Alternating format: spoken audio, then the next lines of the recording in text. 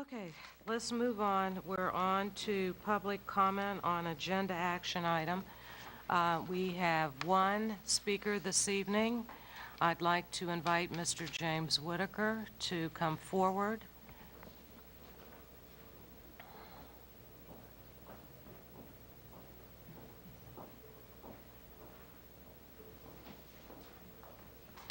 Mr. Whitaker, I'd like to remind you that you have 3 minutes.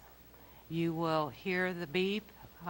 You should start winding down your comments and conclude when you hear the final buzzer.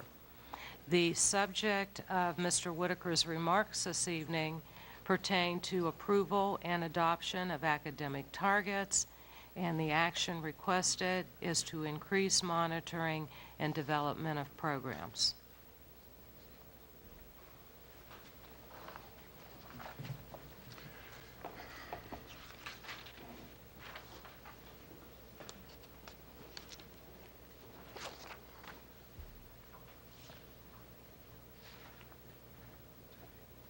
Okay, thank you.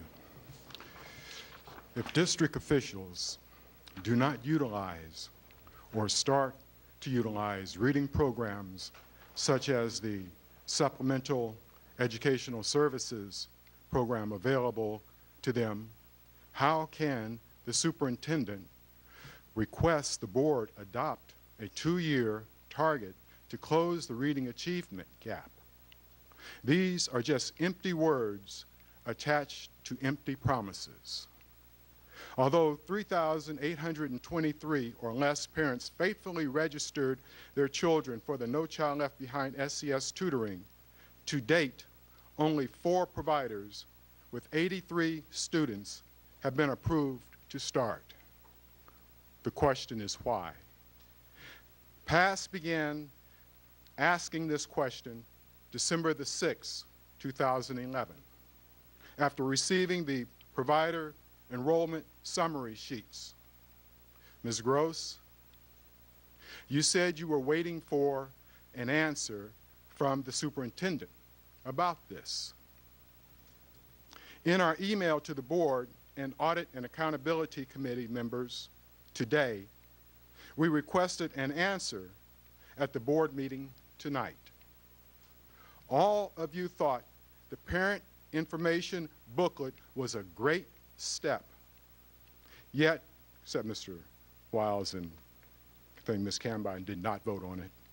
Yet, in the 13,000 parental information booklets the SCS officials had printed, tutoring was estimated to begin between October the 12th, 2011 and November the 15th, 2011. The parents were required to register by September the 30th, 2011. Yet no tutoring almost 3 months later. As you can see from the NCLB SCS federal guidelines, which is attached to the email that I've already sent you today, tutoring was required to begin at the beginning of the year. So the question again is, why hasn't the tutoring started?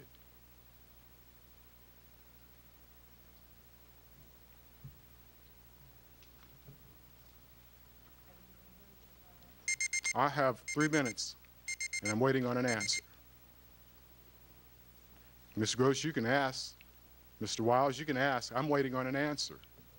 Our policy dictates that we cannot answer your question at the table. The superintendent will get back to you at a later date. You asked Ms.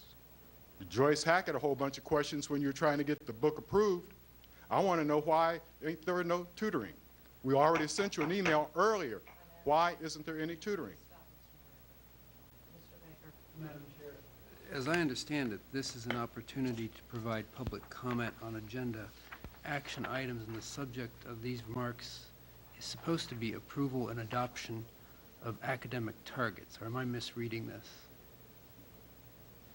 No, you are not. We gave you the opportunity, again, when you are making a presentation to the board, it needs to be applicable to the discussion. and that had to do with the consent agenda.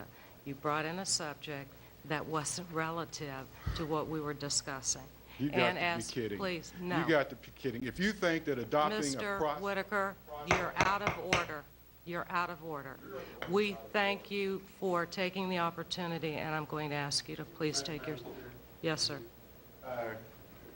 Board Member Baker is absolutely correct. He was to talk on the approval of adoption of the targets.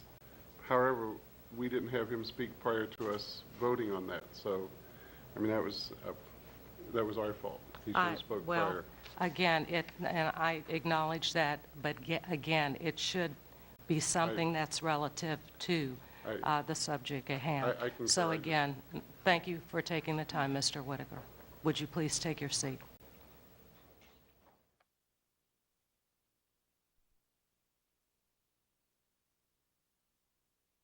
The second part of the recommendation around closing the achievement gap would be to reduce those gaps by at least 50% by the 13-14 year for the ethnic groups identified, the No Child Left Behind ethnic groups identified, as well as our LEP, IEP, and socioeconomically disadvantaged students.